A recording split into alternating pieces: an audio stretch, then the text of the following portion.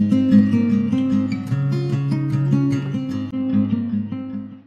हम इस वीडियो में श्लेष अलंकार को जानेंगे और उसकी परिभाषा भी समझेंगे, उसका उदाहरण भी जानेंगे और ये भी जानेंगे कि परीक्षा में किस प्रकार से ये लिखा जाता है।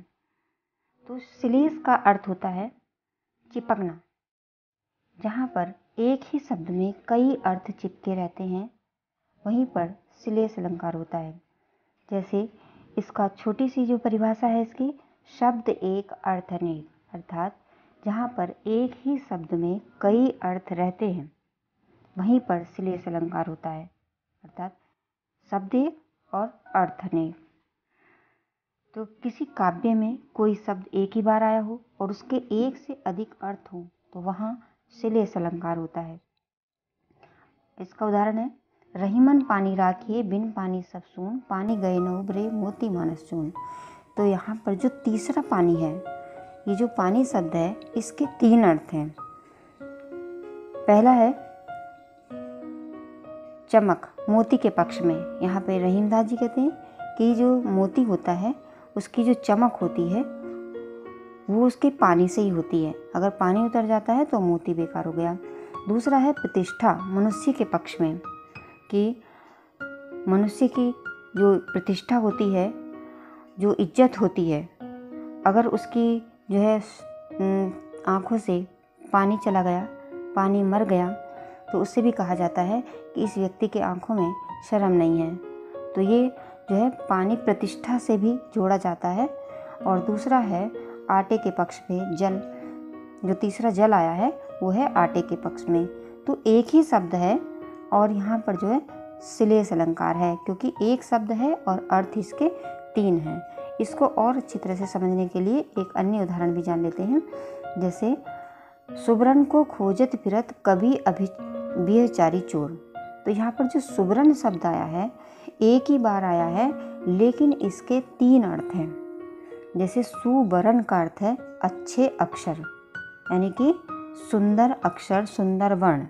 दूसरा सुबरन का अर्थ है सुंदर शरीर या सुंदर कलर या सुंदर रंग। और सुबरन का अर्थ है स्वर्ण या सोना।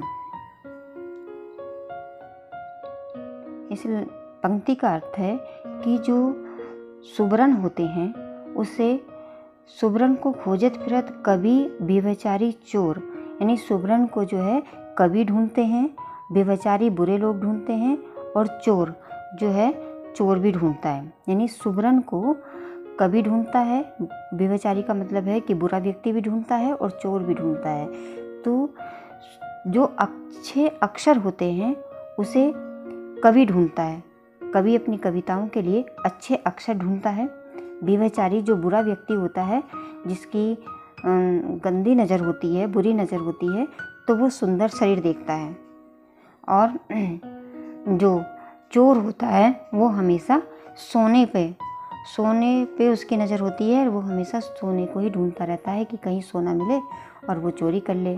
तो सुबरन को खोजत फिरत कभी व्यभिचारी चोर।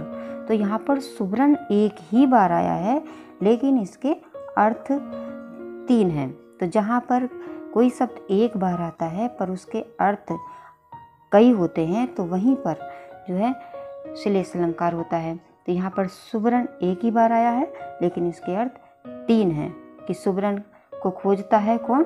कवि खोजता है, अच्छे अक्षरों को कवि खोजता है, और सुंदर शरीर को व्यभिचारी बुरा व्यक्ति खोजता है, बुरी आदत वाला व्यक्ति सुंदर शरीर को खोजता है, और चोर जो होता है वो सोने को खोजता फिरता है। तो इसीलिए जो है यहाँ पर इस पंक्तियों में श्लेष अलंकार है। श्लेष अलंकार सभी परीक्षाओं में आ जाता है कि, और इस तरह से आता है कि श्लेष अलंकार की परिभाषा उदाहरण सहित लिखिए। तो इसलिए हमने लिख के बताया है कि बच्चे किस प्रकार से परीक्षा में लिखेंगे ताकि अच्छे नंबर ला सकें। समझ में भी आ गया, लेकिन लिखने का ढंग सही से नहीं आता है तो पूरे नंबर नहीं मिलते हैं। तो इस तरह से लिखा जाता है कि पहले परिभाषा लिखेंगे और लिखेंगे शब्द एक अर्थ अनेक, फिर लिखेंगे किसी काव्य में कोई शब्द एक ही बार आया हो और उसके एक से अधिक अर्थ हों तो वहाँ श्लेष अलंकार होता है। उदाहरण उदाहरण जो अच्छी तरह से याद हो वही लिखना है और एक ही उदाहरण लिखना है। ये नहीं कि कई उदाहरण हैं तो सारे उदाहरण जो है लिख डालो, तो उसमें समय नहीं बर्बाद करना है, सिर्फ एक ही उदाहरण लिखना है। श्लेष अलंकार समझने में बहुत ही सरल है, बस इतना सा ही याद रखना है कि शब्द एक अर्थ अनेक। जहाँ पर एक शब्द एक बार आए पर उसके अर्थ कई हों तो वहाँ पर श्लेष अलंकार होता है। तो आज हम इस वीडियो में बस इतना ही पढ़ेंगे और अगली वीडियो में दूसरे अलंकार के साथ मिलते हैं। तब तक आप इस वीडियो को देखिए, समझिए और अगर समझ में आपकी आ रहा है तो दूसरे अपने मित्रों के साथ शेयर करिए। और जिन्होंने अभी तक इस चैनल को सब्सक्राइब नहीं किया है वो सब्सक्राइब भी कर लें, ताकि जैसे ही हम वीडियो डालें उस वीडियो का नोटिफिकेशन सबसे पहले आपके पास पहुँचे। धन्यवाद।